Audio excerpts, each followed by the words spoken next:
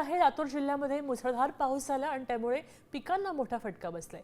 कांदा, टरबूज, ज्वारी पिकांचं मोठं नुकसान झालंय।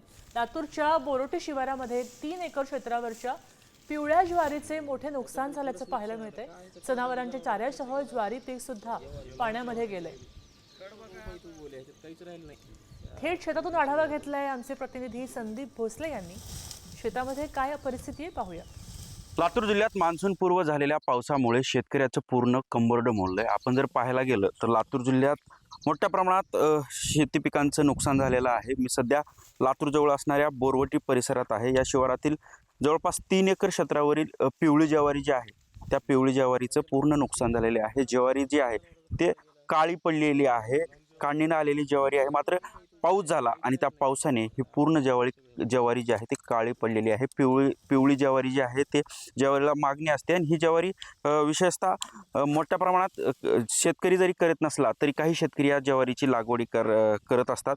कुठेतरी 4 पैसे मिळतील ह्या हेतूने या शेतकऱ्यांनी या ज्वारीची लागवड केली होती। मात्र पावसाने या शेतकऱ्याच्या हातातोंडाशी आलेला घास पुरता हिरावून नेल्याचं पाहायला मिळतंय। संदीप भोसले, साम टीव्ही न्यूज, लातूर।